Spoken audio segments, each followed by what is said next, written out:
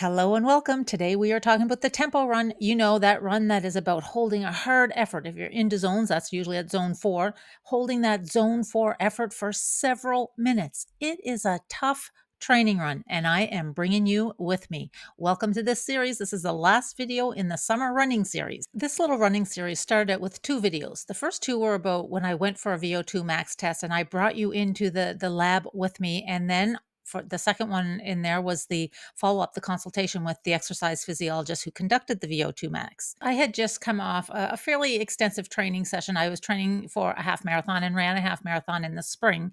And then that was my first experience with using the heart zones for running.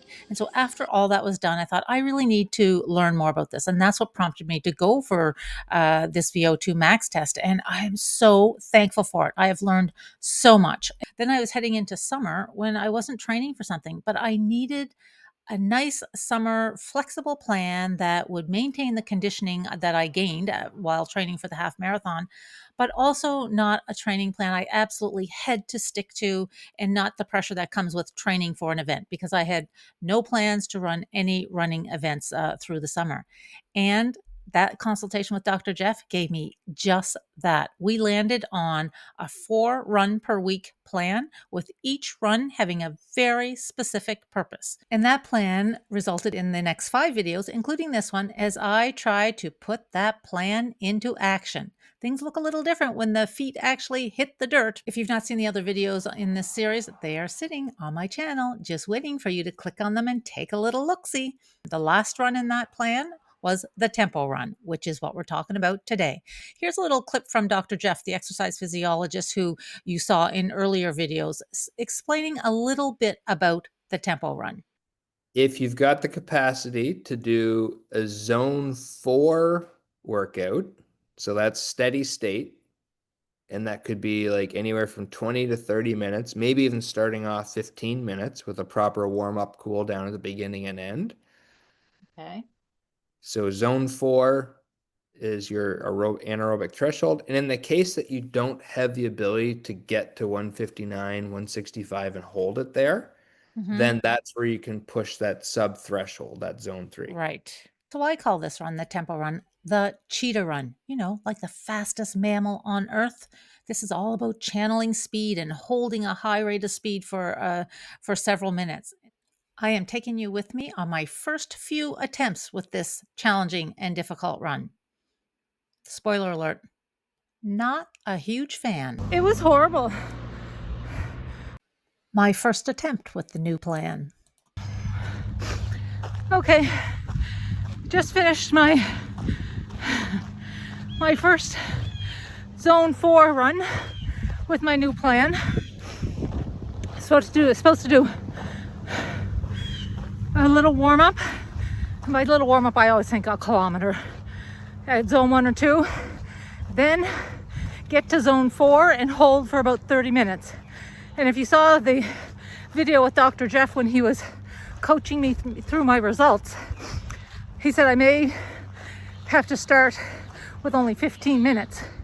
Again, damn, I didn't realize I was so arrogant, because I thought, well, I'll be able to do 30 minutes. I've been running a long time. No, I couldn't do 30 minutes. I could barely do 15. And a couple of little observations. I started out with the podcast. I always listen to a podcast when I'm running. I had to switch it off because it felt not the right mood. I needed something a little more aggressive when I was running. Oh, I think I'll just stop right here on the shade. And so partway through, I don't even think I was to the zone 4 part, but I think maybe even before I started it, I switched it to my playlist. And so that was going good for a while. But as I was coming on the end, and I was watching my watch to see when I was getting to the end of 15 minutes, because it was painful. And so I was probably at 12 minutes, about 3 minutes left to the 15 minutes of zone 4. I had to shut the podcast, I had to shut the music off, because everything was, everything was overstimulating me. The music was too loud, it wasn't the right beat, and I think I was just cranky. As Dr. Jeff said, the reason we avoid zone 4 and zone 5 is because it hurts. Well, I'm here to say, yes, it does hurt. It doesn't feel nice at all. And I can see that this run and the intervals, my least favorite but I can't have everything my least favorite. I'm liking the zone too, but anyway, so much learned. So I had to think about my music. What I loved was there's 2 deer approaching me here. I'm just gonna walk slow until I get closer, or until they get closer. Hopefully they'll dart off into the woods. What I loved about this run is I did not look at my pace and I did not look at distance. I watched 2 things. I watched my heart rate to make sure that I was in the zone, and I put it on my hand so I'd remember where I was supposed to be, 159 to 165. And so I loved not having to pay attention to pace or distance. In my excitement, I forgot to say what the second thing was that I was paying attention to. So the 2 things I paid attention to was heart rate and time. I couldn't wait for that 15 minutes to be over. And I loved that even though it was hard to maintain the zone, and it was a big struggle for me to maintain that, but I just kept thinking, okay, this is why I've never done this in my training before, because I would stop when it started to feel that hard. Other than when I would do hill trainings before all of this testing, with my regular training before my VO2 max testing, I would really push myself on my hills. But that, I think, was probably it. And so I'm having to do a major mind shift, because if you've watched part 1 and part 2 of my videos where I went to have the VO2 max test done and have my heart rate training zones formally calculated in the lab, my heart rate zones were very different at the end of that. And so I have always had this fear of getting my heart rate over 160. And so this zone 4, I need to get at 159 to 165. So even though it's hard, I can tell that this is part of me changing kind of my limiting beliefs, really. I've been telling myself for a long time, 160 is too high. Now I have to shift that and start to say that, okay, I have to be at least 160 in this zone. And it feels weird. It will take some work, but here was the first official test of my zone 4 run. Second attempt. So, oh my God. I just finished my zone 4 run, 20 minutes in zone 4. And let me so this is my cougar run. Oh, no, not cougar. Cougar, something else entirely. Fastest mammal on Earth. My jaguar run. Oh dear. It's Cheetah Run. Cheetah, fastest mammal on Earth. So zone 4, last time I did it was for 15 minutes. I tried for 20 minutes this time. And I did it, but it was horrible. Let me just go on record and say the jaguar is my least favorite. Okay, naming these runs after animals or birds, whatever, seemed like a great idea. Clearly, I'm struggling with the fastest mammal on Earth. But in my defense, they all do kind of look alike. Here's the cougar, and the jaguar, and the cheetah. This is the Cheetah Run. And it is a fierce run. Yeah. Yuck. Anyway, I'm supposed to work up to 45 minutes. Good Lord, that's a long ways away. I was recording, feeling exhausted and a little bit beaten up, but also a little proud that I did it. And just as I'm recording, the little message comes from, I don't know whether it's from my phone or some app I have. Anyway, it says, "You did not close your fitness ring today." How's that for a kick in the teeth? I just worked harder than I've worked in I don't know how long. Maybe not as many steps or distance, but 20 minutes of hell. Oh my, that was a bit of a temper tantrum. Sorry about that. Look what happens a few minutes later. Oh, the little alert just came now and says, "Move goal achieved." Well, I should hope so. And finally, attempt number 3. Okay, I'm getting ready to head out for my little tempo run, which means 20 minutes, 15 to 20 minutes. I think last time I did it, I got 20 minutes in zone 4. This feels like the hardest run. Of these 4 summer runs, this one feels like the hardest run to me. Even the intervals where you're sprinting and it's really hard and you're pushing your body to your maximum effort, I don't know. I think knowing that you only have to do that for short durations and then you get that little rest recovery moment in between the intervals makes them more tolerable. I'm gonna try to do this tempo run zone 4, even though I am not feeling it. And the other little issue that I have with today doing the zone 4 is when I do these tempo runs, I always go on the trails. Always? This is only your second or third attempt at tempo runs. I think what I mean there is that when I do runs, I often go on the trail. I always go on the trails because there's not a lot of people. It's straight going. There's no traffic.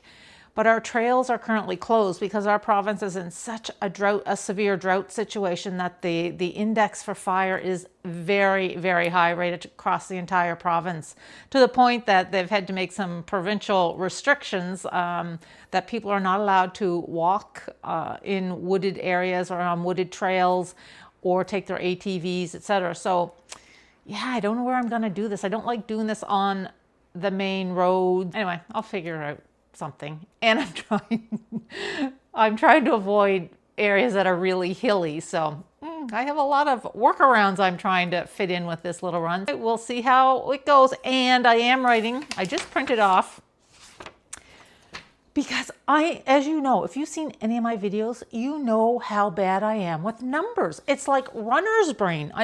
Normally I'm not that bad with numbers on day-to-day functioning, but when I get running, I can't remember what my heart rate zones are. I can't remember, oh, okay, I know I'm supposed to be in zone 4. What is that again? And anyway, I tried programming it into my watch. It didn't work. And so again, I don't know how to do it. So my zone 4, I'm actually writing it on my hand. So my zone 4 is 159 to 165. Okay. Oh, I don't know if I'll be able to talk. I'm about 11 minutes into my zone 4. Okay.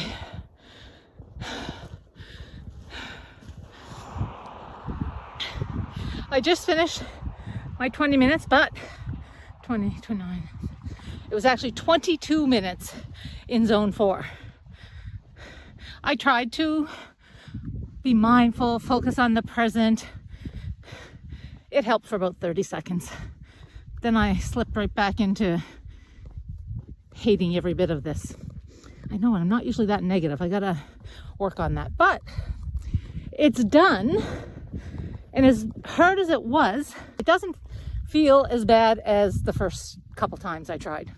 I glanced at my heart rate a few times just to see if I was in the zone. And I think I was in the zone for the most part. However, I did creep up above, even though my pace wasn't reflecting it. And so I do remember Dr. Jeff, when I had the VO2 max test done, talking about one of the reasons you focus on heart rate during some of these workouts is because your heart rate adjusts to the environment. And what I think is happening on this run, it is very warm, very warm. And so my heart rate is up, but I think my pace is down. But that's okay, because these runs for my summer running plan is not about pace. It's about the heart zones. And that I kind of like. One more thought is, as I start my cool down run, this is really making me appreciate the importance of cool downs and the freedom of being able to go slow, slow, slow on a warm day. So that's a bonus. Okay, some key takeaways. Starting with number 1. Keep it simple. Find something that works for you. Once again, wrote the heart rate zone on my hand so that I would not get mixed up. And I'm not kidding. This is very helpful for me. Next, accept your limitations, but do not underestimate your ability to improve. I didn't realize I was so arrogant, because I thought, well, I'll be able to do 30 minutes. I've been running a long time. No, I couldn't do 30 minutes. I could barely do 15. I just finished my 20 minutes, but 20, 29. It was actually 22 minutes in zone 4. Next key takeaway, we can do hard things. We may not love it, but it feels great to put a check mark beside it once it's complete. This cheetah was not moving too fast today, but it's done and I've learned lots and I can tick it off the list. Key takeaway number 4, always look for the bright spots. This is really making me appreciate the importance of cool downs and the freedom of being able to go slow, slow, slow on a warm day. And finally, you don't need a perfect plan. You just need to keep showing up. And I was actually thinking that I might skip this because remember the program, my 4 runs per week for my summer running plan has some flexibility. If I don't feel like doing one, I can skip it and maybe do an extra slow run. Not an extra slow, an extra run that is slow is what I mean. Keep at it. Remember, this is about lead your living. No one said it was easy. Hope to see you in the next video. And if you have made it to the very end, yay you. Thank you for watching. Would love to hear from you in the way of a like, a comment. Tell me, do you do your tempo runs? If so, love them or hate them? Drop a quick comment below. And don't forget to hit that subscribe button. See you soon.